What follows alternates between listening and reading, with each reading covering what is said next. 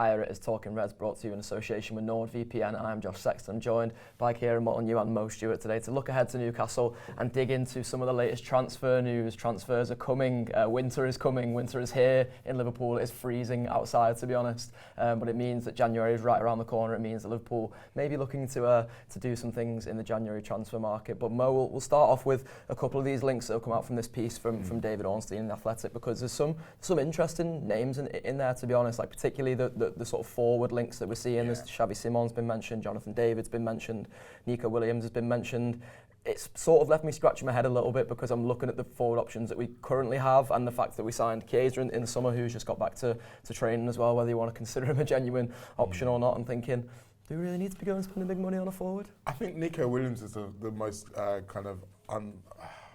the one that makes the least sense, because obviously, like, I've only ever seen him play as a left winger, and frankly, we've already got too many of those. Yep. So I don't see a world in which we're getting rid of either of the ones we've currently got. So unless you're expecting him to play on the other side, or maybe you're expecting to repurpose Diaz as a centre forward full time, and then he becomes an option, I don't know. But I mean, there's a world in which you always kind of need more forwards, don't you? Really. You can always do with one extra guy to score goals. So I'm not massively surprised. Xavi Simons, that's the one that I'm like, oh, because I think he's not naturally left winger then, is he, Xavi Simons? No, the reason why it's kind of interesting is because he naturally plays as a number 10. Right. So he would just be behind a striker. And if you look at the way that Dom Szoboszlai plays that position, it's a very different kind of makeup of player that he is. So it might be meaning we're looking to be more versatile. But to be honest with you, we also have Harvey Elliott, who kind of wants to do all those things as well. Yeah. So it's probably bad news for Harvey if we are trying to buy Xavi Simons. And this is what I keep wondering, Keo, from some of these links as well, because there's a couple of central striker links in there too, with Jonathan David being one of the names that's been mentioned. And it's sort of, you almost look at it and think, like, is the writing on the wall for somebody like Diogo Jota? And Mo says there, is there one of those signs that becomes bad news for Harvey Elliott? Mo says you can never have too many forwards, but I imagine Slot, if he's looking at a training ground full of them next season, may disagree. I think 6 forwards is probably the limit, isn't it? I think if you start signing 7 and 8, then you have a real problem.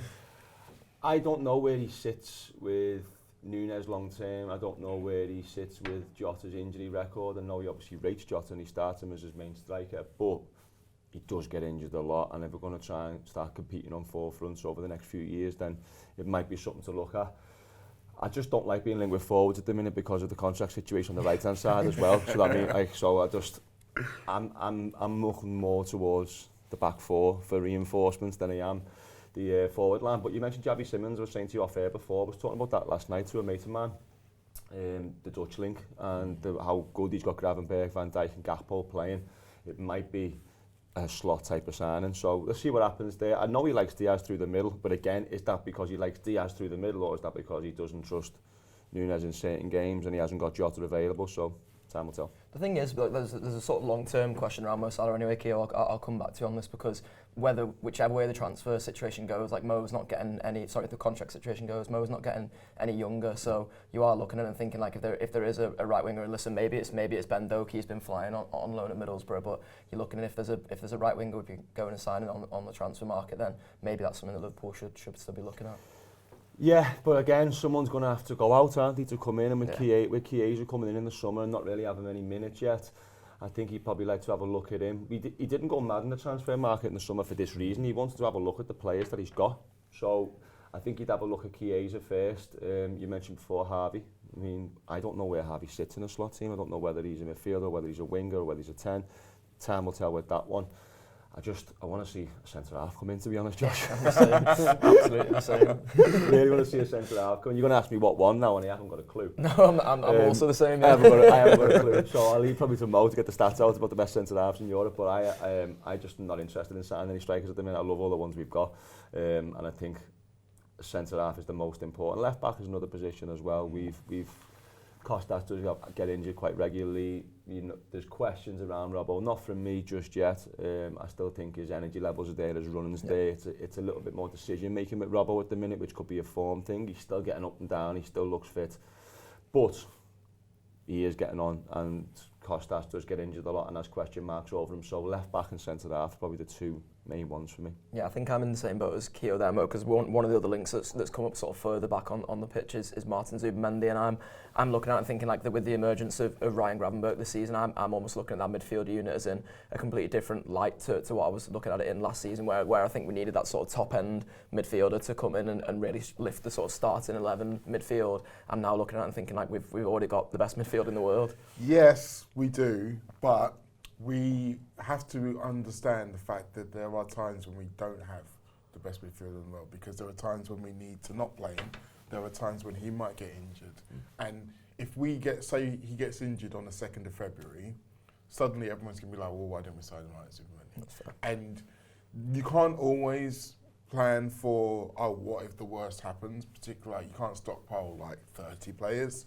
But I think when you have someone who's not only so important as Gravenberch is, but there's not really anyone else in the squad who can do what he does, I think that's when you do need to kind of safeguard against it. So I don't think it would be in January, by the way. I think that Zubimendi's going to stay where he is until the end of the summer at the very earliest.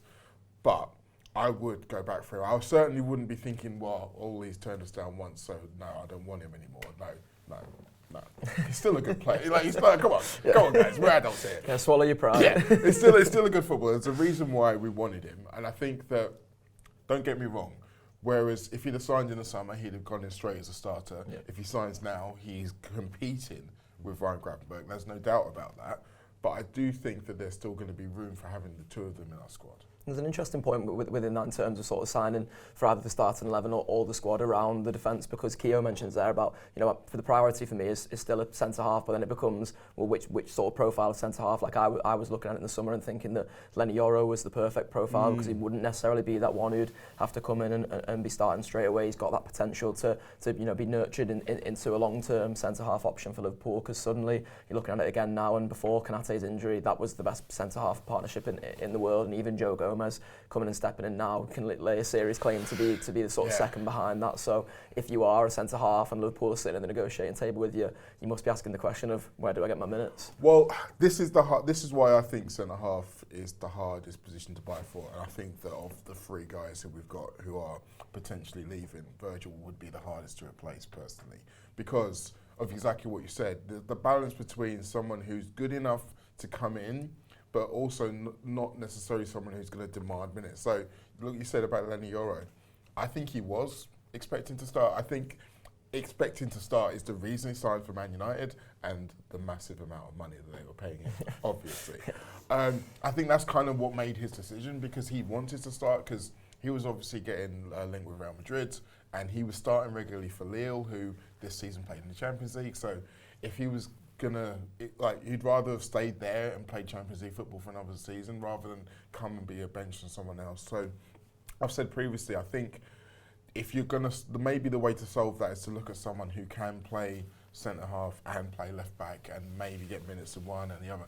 I mean, I don't want to kind of labour the point, but I did like Calafiori for that reason. Yep. And I mean, yes, he has also had his injury issues, and that's been kind of proven so far since his time at Arsenal. But that's the profile of player I think we probably will end up for. But again, because it's so difficult asking younger players to come in, particularly when we're like, okay, not only are you a young player coming into a really important position, but you're coming in replacing possibly the greatest player who's ever played in that position as well. So you want someone who is going to have the ability, is going to have the temperament to be able to come in and do that. But like you say, they're also going to need to be a development project, because we can't just throw him straight in, because Virgil ain't going nowhere yet. Absolutely. Well, we'll look into more of that in the not too distant future on the Anfield Wrap, but in the immediate future, Keo, I should say, we've got the Newcastle game tonight. Arne Slot holds his press conference yesterday. He seems to have upset a few on the sort of blue side of Manchester. I definitely saw a few Manchester City players clutching their pearls and their medals and things and posting all their accomplishments yesterday. But I'm suddenly looking at this these couple of fixtures tonight, and United Arsenal looks like it's going to be no walk in the park for Arsenal either. It feels like there's maybe a chance the red side of Manchester does us a little favour there. I said it to you before, didn't I, when I walked in? I've got a little feeling. I don't know why, because I know United are crap. And I know 4-0 against Everton isn't the greatest marker. However, it does feel like it could be a little bounce back and a little springboard for Man United and Amorim. if Liverpool can win tonight and Man United get something, we are really, really in a fantastic position. We've said it all weekend and we're enjoying ourselves. I love the way he had a little pop at Man City. It's sort of as if he liked the crowd having a go at him, and he could see that the crowd wound him up, so he thought, I'm going to have a little dig here. He's been doing a fair bit of it this season though as well, like he spent the first sort of half of the season almost like criticising United and calling United not a big team. Yeah, he took the bottom half thing. Exactly. So he's got that in him. He's not over the top with it. He just gives a little dagger now and again, doesn't he? But I do genuinely think that he said it for a reason. One, was to try and deflect things from Mo a little bit, but two, to wind City up, because there is a gap there and we're enjoying ourselves at the minute. We're in front. We beat them at the weekend. I don't think Pep will like it. Yeah, absolutely. Mo, you were in the press conference yesterday. You'll have posted your press conference review on your YouTube channel as well. Make sure there's a link down in the description for that. He did seem in good spirits, the manager, to be honest. Like he does, as Kieran says, like a little wind up every now and again. But even yesterday, you asked a question about Mo Salah, for example, which I thought may have got your head bitten off before you even were able to get to the sort of crux of the question. But he was quite receptive to everything. Really. That was really surprising to me, because I was like, I was a bit like, is this a good idea? Am I going to regret this? I think he knew it wasn't. Yeah, exactly. But I think he was more open to the idea than I was expecting, because I was basically saying, are we over-relying on him, particularly in assists? And he was like, well, maybe a little bit. And I was like, oh, okay. Because you were kind of expecting him to say, oh, well, Mo's a great attacker, but we've got loads of great attackers, blah, blah, blah, blah, blah, blah, blah. Stock answer. But he was like, no, maybe we are a little bit. And if he gets injured, we might have a little bit of a problem. And I was like, oh. Shit. But in general, no, but it just goes to show that he's not guarded. He's not he's not got his back up. He's not worried about causing controversy over what he says. He can deal with whatever fallout there is from the press conferences. And yeah, I do think the whole joke around City, it was clearly designed for that to be the headline. And he's done that a few times. In fact, you notice more often than not when he's making jokes, it's because he doesn't want someone talking about something else. It's just like a clever bit of subterfuge. But he's also just a relaxed guy. Like, he knows what's important and he knows what is not important, and he can deal with the dance of the press, and he can go on with all of the important stuff on the training pitch. And I sort of built off his confidence, to be honest with you, yesterday, Kieran, because like I'm looking at the injury situation, particularly in the defensive ranks, when we're talking about strengthening that in that area of the pitch before, and like, an injury to our backup right back, an injury to our backup left back, an injury to our starting centre half. Suddenly things are starting to look a bit hairy, and one of the journalists asks Slot in the press conference yesterday about whether he's going to have to make a few smart moves, and he just seemed like he was oozing confidence about the whole thing. He seems like, whether Kwanzaa has to come in for tonight's game or the Everton game on Saturday, that he's going to be able to trust him to do a job at right back. He seems like Trent it feels like he's still on the right path to getting back to full fitness. And then, we all saw what Joe Gomez was able to do at the weekend. I think Jamie Carragher made a comment, didn't he, at the weekend about, someone asked him is what can sort of derail Liverpool, and he made the point that there probably are a couple of defensive injuries away from being in real trouble there, maybe playing in midfield or a full-back or centre-half or something like that, which we've seen before. However, you're not sort of sensing that from the manager. As you said, he's a very cool, relaxed fella, and he's putting all us at ease as well, because I haven't really thought about that situation where we could end up with Szoboszlai at right back or something like that, because we have had injuries, all our backups are injured.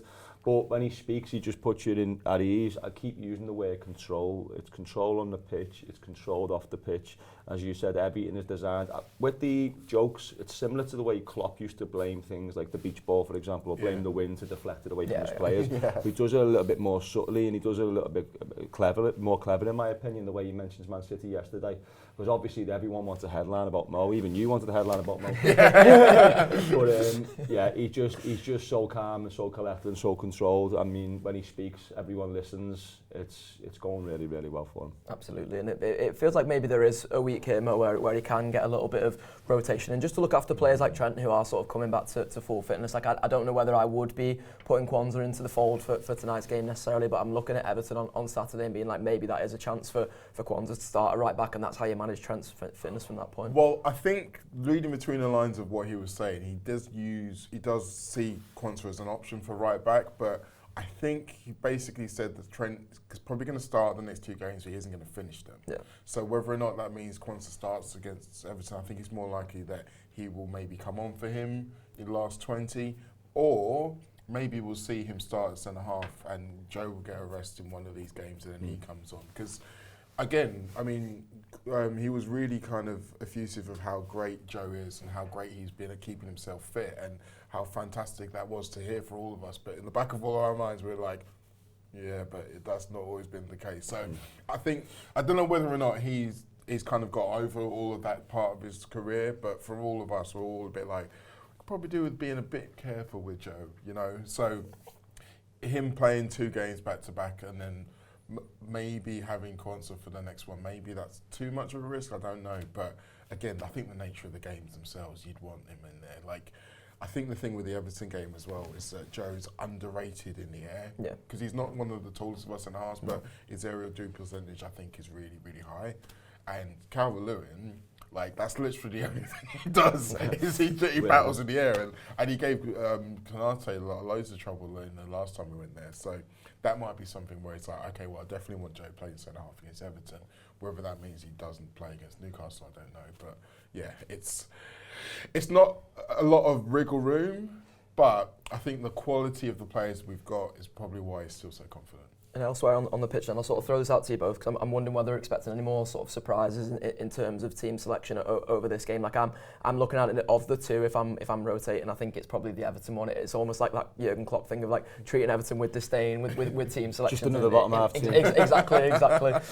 It feels like in this one tonight. I'll come to you first, thank you. It feels like in this one tonight, you probably ask the lads who played against City to go again, barring maybe 1 or 2 changes. Yeah, I think so. I think the defensive situation as well with Joe, I think if Konate was out for 1 or 2 games it'd be different, but I think the fact that he's out for a number of weeks, he might just want to bed Joe in at centre-half with Virgil, considering how well he'd done in the past together as a partnership. I do think that Trent will start both games and come off just because of fitness levels and protecting him. We've had a few players get re-injured pretty quickly this year, Trent being one of them, Alisson being one of them. The goalkeeper's another one as well. Does he come back in? I mean, you know, he's close. I mean, everyone's just happy with Keller at the minute. I'd be like, no, I feel sorry for Alisson a little bit. He's the best goalkeeper on the planet. No one wants him to play. But I don't know about surprises. I do think there'll be changes over the next few weeks. The games are going to start coming thick and fast. We've been saying that for weeks, to be honest. I keep saying as well, just these next 2. Just win these next 2. But these next 2 are massive, starting with tonight. I don't know whether there'll be too many surprises. But, yeah. Just get the win, Liverpool. For me, I'm starting Nunez for this game, right. I think, because I'm not 100% sure I'm starting him in the derby. Again, if you go back to last season, he enjoys time at Newcastle a lot more than he enjoys time at Everton, and I'm hoping that can be something that he takes into this game. Yeah. Midfield's interesting. Like, I wonder whether or not Harvey's fit enough for a start, and if he is, then maybe I'd be looking at him for this one as well. You could give Mac a rest. I think Szoboszlai played so well against City, I'd probably want to keep him going. And I also definitely want Curtis to play in the derby, so you can almost kind of like mix and match it that way. But I mean, it's the beauty of having those options is that literally there's lots of different configurations, and we will all be like, sound, crack on. Yeah, what we say in terms of score predictions, then I'll come to you first, Mo. What are you saying for tonight? So, despite how shoddy they've looked in attack in recent weeks, I think Newcastle are going to score, but I think Liverpool are going to score 3. I love it. Kieran? I'm at Mo, 3-0. Yeah. If you want to find out my score prediction, you have to subscribe to the Anfield Wrap and go and watch the team talk. We had our free week last week. It went down very well. Thank you all for the support all around that. But make sure you are going and subscribing for what it's going to be a busy Christmas. As Keo said, the games are coming thick and fast. Thanks to Keo, thanks to Mo, thanks to NordVPN, nordvpn.com/TAW to get our special offer on that. And a nice one for watching. Bring your digital life to a whole new level with NordVPN. Choose the fastest VPN on the planet and explore the internet without interruption.